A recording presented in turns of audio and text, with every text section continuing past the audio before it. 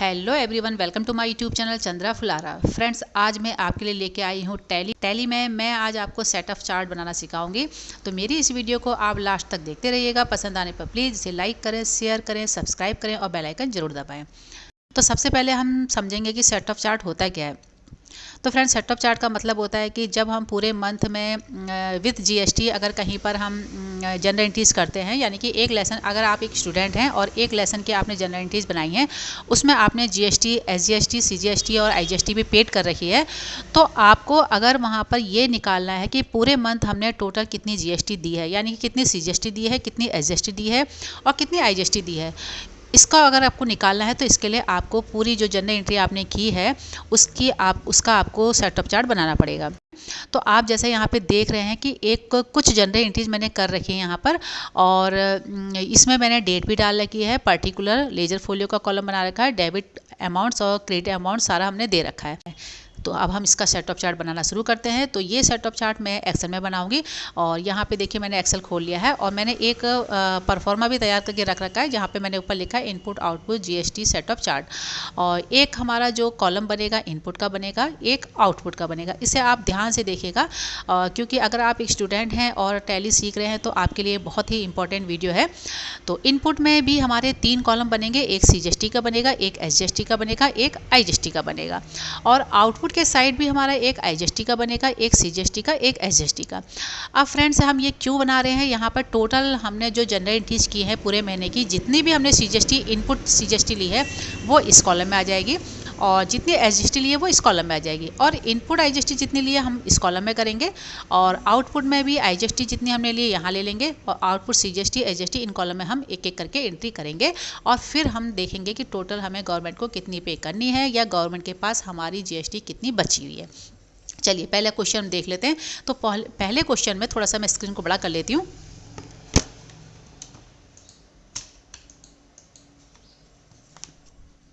तो आप यहाँ पे देख रहे होंगे पहला क्वेश्चन जो है बाई परचेज 1 लाख है। हमें परचेज से कोई मतलब ही नहीं है। पहले क्वेश्चन में हमारी इनपुट सीजीएसटी 8000 लगी हुई है और आउटपुट एसजीएसटी 8000 लगी हुई है। तो अब हम एक्सेल में आते हैं और सीजीएसटी में यहाँ पर हम 8000 डाल देते हैं, और यहाँ पर भी एसजीएसटी भी 8000 है, तो हम यहाँ पे भी हमने 8000 डाल दी है। और इसको थोड़ा सा हम यहाँ पर फॉर्मेटिंग भी करते जाते हैं। और अब नेक्स्ट क्वेश्चन देखते हैं। यहाँ पर हमारी इनपुट आईजीएसटी लगी हुई है 24000। तो इनपुट आईजीएसटी लगी हुई है तो हम इनपुट कॉलम में ही आएंगे, और इनपुट कॉलम में हम यहाँ पर डाल देंगे कितनी थी हमारी, फिर से देख लेते हैं, 24000 रुपये। तो हम इनपुट के साइड में आईजीएसटी में 24000 डाल देंगे। अब नेक्स्ट क्वेश्चन देखते हैं। नेक्स्ट क्वेश्चन में हमारा क्या है, आउटपुट सीजीएसटी है।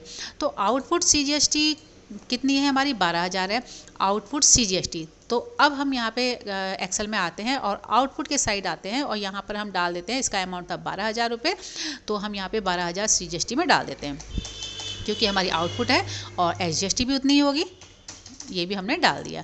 तो दो हमारी इनपुट भी लिख दी हमने, आउटपुट भी लिख दिया है। अब नेक्स्ट क्वेश्चन देखते हैं हमारा क्या है। नेक्स्ट क्वेश्चन में हमारा क्या है देखते हैं। यहाँ पर हमारा विमल टू सेल है, यहाँ पे आउटपुट आईजीएसटी लगी हुई है।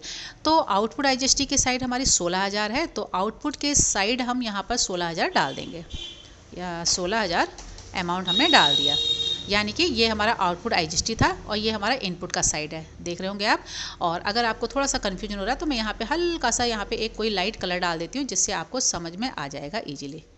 और ये वाला साइड जो है हल्का सा ग्रीन है, तो इसको मैं लाइट ग्रीन कर देती हूँ, जिससे आपको समझने में दिक्कत नहीं आनी चाहिए। ये देखिए। चलिए अब नेक्स्ट क्वेश्चन हमारा क्या कहता है, हमने विमल को भी कर दिया है। अब नेक्स्ट आते हैं, और नेक्स्ट में हम लीगल फीस दे रहे हैं। इसमें इनपुट सीजीएसटी एसजीएसटी लग रही है 400 रुपये, 400 रुपये। तो हम अब आएंगे यहाँ पर इनपुट के साइड, और यहाँ पे हम लिख देंगे 400, और इसमें भी हम लिख देंगे 400। तो 400 400 हमारा अमाउंट लिख दिया हमने। अब नेक्स्ट क्वेश्चन आते हैं। तो यहाँ पर हम फर्नीचर दे रहे हैं, खरीद रहे हैं, तो यहाँ पे इनपुट सीजीएसटी एसजीएसटी लगी हुई है। कितनी लगी हुई है, 960 960। तो यहाँ पर भी हम आ जाते हैं और यहाँ पे 960 लिख देते हैं, 960, और ये भी लिख देते हैं 960, क्योंकि ये इनपुट है तो हमने इनपुट के साइड लिख दिया है। अब हम क्वेश्चन को थोड़ा सा देख लेते हैं कि कुछ हमारा छूटा तो नहीं है।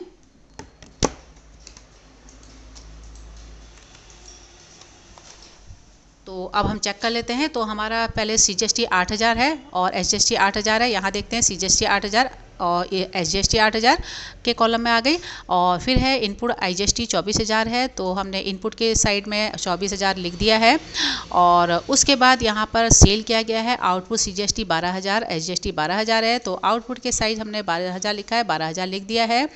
और उसके बाद यहाँ पर हमारी IGST फिर से लग रही है 16,000, वो भी आउटपुट लग रही है, तो आउटपुट के साइड हमने 16,000 लिख दिया है।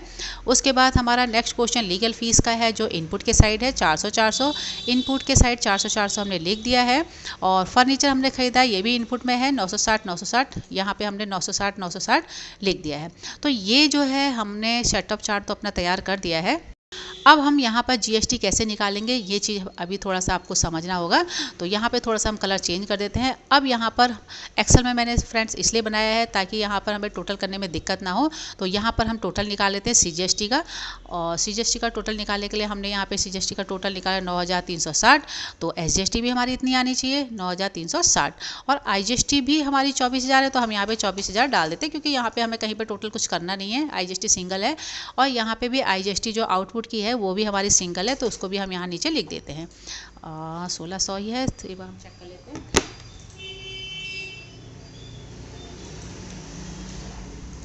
थोड़ी सी मुझसे मिस्टेक हुई है, यहाँ पे 16,000 है, तो मैं इसको 16,000 कर देती हूँ, एक जीरो बढ़ा देती हूँ, और यहाँ पे भी मैं एक जीरो बढ़ा देती हूँ। 16,000 गलती बिल्कुल नहीं होनी चाहिए। और 12,000 हमारी आउटपुट CGST है, 12,000 CGST लिख दी है, और SGST भी उतनी होनी चाहिए। तो ये हमने सेटअप चार्ट में हमने टोटल निकाल लिया है। अभी हमने केवल यहाँ पे फ्रेंड्स क्या किया है, इनपुट के साइड जो हमारी CGST उसका टोटल, SGST का टोटल, IGST का टोटल, आउटपुट के साइड IGST का टोटल, CGST का टोटल, SGST का टोटल। अब हमें कैसे पता चलेगा कौन सा ज़्यादा है कौन सा कम है, तो यहाँ पर हम देखेंगे 9,360 इनपुट CGST है, जबकि आउटपुट CGST 12,000 है, यानी कि 9,000 कम होता है, 12,000 ज़्यादा है। तो यहाँ पर जो हम अब टाइप करेंगे, बड़ा आप ध्यान से आप देखेंगे, तो यहाँ पर अब हम इसको थोड़ा सा टाइप कर लेते हैं, इसको थोड़ा सा मर्ज करके यहाँ पे मैं थोड़ी सी बॉर्डर भी दे देती हूँ। यहाँ पर हम टाइप करेंगे आउटपुट CGST, क्योंकि आउटपुट हमारी ज़्यादा है, इनपुट कम है, तो आउटपुट से इनपुट को माइनस करेंगे। तो यहाँ पर हम लिखेंगे output CGST, output CGST minus, अब यहाँ पे माइनस करने के बाद हम यहाँ पे करेंगे इनपुट CGST।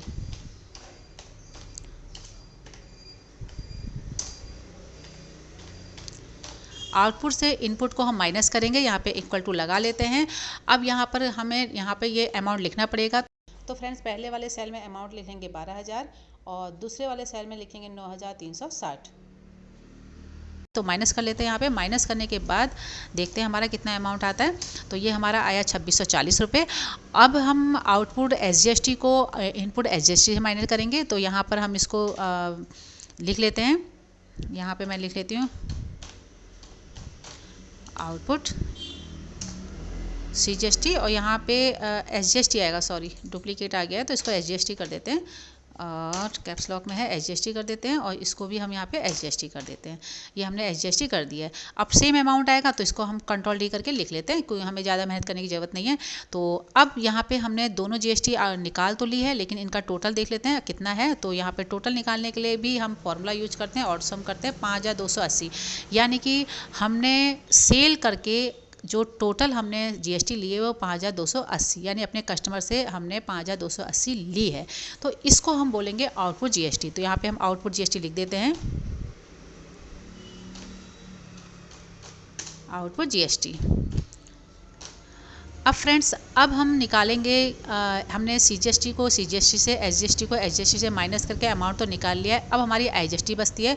हमने इनपुट करते समय यानी परचेस करते समय जो IGST दी है वो 24,000 दी है, और हमने सेल करते समय जो IGST ली है वो 16,000 ली है, यानी कि यहाँ पर हमने परचेस करते समय GST सरकार को ज़्यादा दी है, लेकिन अपने कस्टमर से हमने IGST कम ली है। अब हम माइनस करते हैं यहाँ पर, तो इसके लिए भी हम वही जैसा अभी मैंने ऊपर किया था सेम वैसे ही करेंगे। तो यहाँ पे मर्ज कर देते हैं, और यहाँ पे मैं लिख देती हूँ, यहाँ पे हम माइनस करेंगे इनपुट IGST से आउटपुट IGST को। तो यहाँ पे लिखेंगे हम इनपुट IGST, और यहाँ पे लिखेंगे minus output IGST। Input IGST को आउटपुट IGST से माइनस करेंगे तो यहाँ पर हमारी इनपुट IGST है 24,000 और जो आउटपुट IGST है वो है 16,000। यानी कि यहाँ पर जो हमारा माइनस करके जो अमाउंट आता है यहाँ पर हम लिख लेते हैं। तो 24,000 से हम माइनस करेंगे 16,000 को, यहाँ पे 16,000 कर देते हैं, एंटर करते हैं तो 8,000 हमारा आ चुका है। इसको भी हम थोड़ा बॉर्डर वगैरह दे देते हैं, यहाँ से हमने इसे बॉर्डर दे दिया। तो फ्रेंड्स अब पहले आप समझेंगे, ये जो है हमारी इनपुट IGST है, तो यहाँ पर हम लिख देते हैं इनपुट IGST। यहाँ पे मैं लिख देती हूँ input IGST, input IGST। Input IGST हमारी ज़्यादा है और यहाँ पर टोटल हमारा इसका आ ही गया है, तो इसको लिखने की ज़रूरत नहीं है। और फिर भी मैं लिख लेती हूँ, थोड़ा सा सही से एक परफॉर्मा बन जाता है। यहाँ पे 8,000 में लिख लेती हूँ। तो फ्रेंड्स अब आप इस सेटअप चार्ट से समझिएगा कि हमने जो यहाँ पर इस लेसन में आउटपुट GST जो ली है वो हमने 5,280 ली है, यानी कि अपने कस्टमर से ली है। और इनपुट IGST में हमारी ज़्यादा हो रही है 8,000, यानी कि हमने जो सामान परचेज किया था तो वहाँ पर हमने गवर्नमेंट को IGST ज़्यादा दे रखी है। अब क्योंकि दे रखी, हमें यहाँ पे निकालना है कि टोटल GST अब हम गवर्नमेंट को कितना पे करें, ये निकालना है।